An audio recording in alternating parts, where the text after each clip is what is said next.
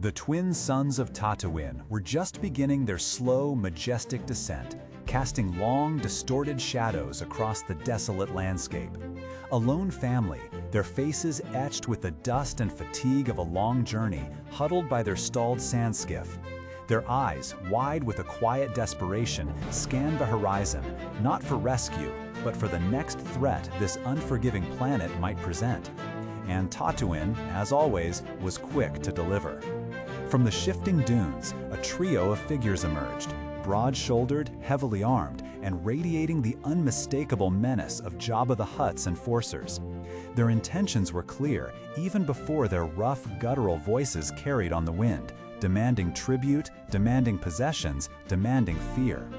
The family, a mother, father, and their young child, had nothing to give but their terror. But they were not truly alone. Hidden amidst the rocky outcrops, cloaked by the deepening twilight, a solitary figure watched. His robes, faded from countless sunrises and sunsets, blended seamlessly with the ochre landscape.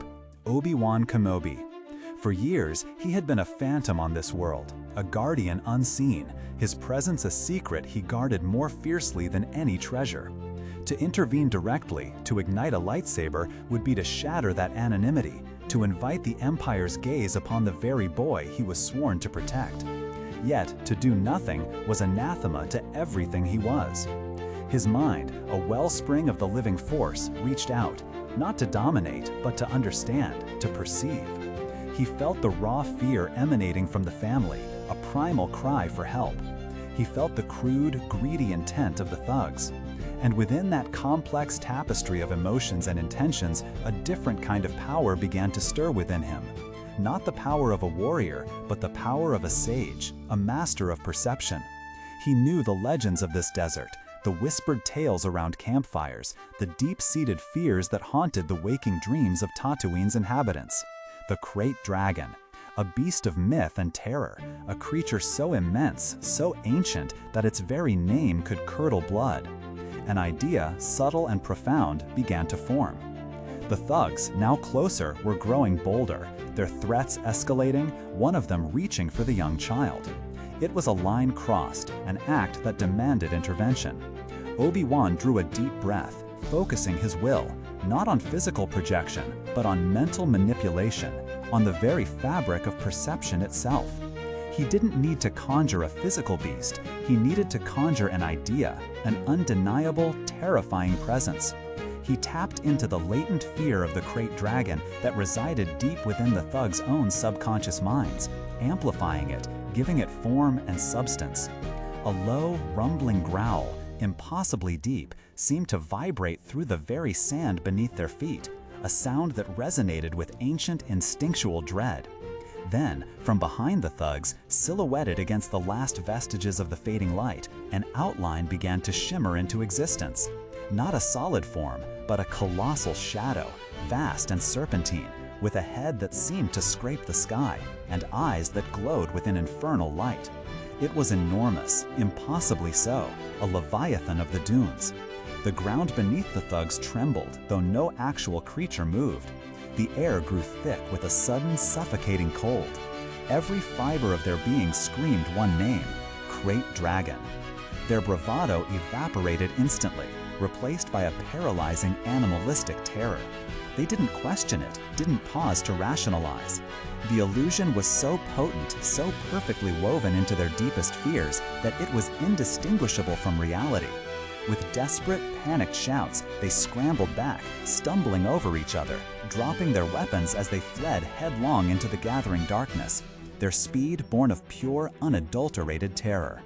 The menacing rumble faded, the colossal shadow dissipated, and the chilling presence vanished as quickly as it had appeared. The family, bewildered and trembling, looked around, seeing nothing but the tranquil desert, yet knowing with a certainty that defied explanation that something immense had just been there. Their tormentors were gone, scattered to the winds. Obi-Wan watched them go, then turned his gaze to the family. They were safe, their few meager possessions untouched, their dignity preserved. And his secret, his vital anonymity, remained intact. He slipped deeper into the shadows, a whisper carried by the desert wind. This quiet act, rarely discussed in the grand chronicles of the Jedi, speaks volumes about Obi-Wan Kenobi's profound wisdom in exile. It's a testament to a truth he understood deeply. Power is not merely about destruction or overt force. It is, fundamentally, about perception. By using the legends of the desert as a weapon, by manipulating the very minds of his adversaries, he achieved his objective without shedding a drop of blood, without revealing his presence, and without compromising his sacred duty.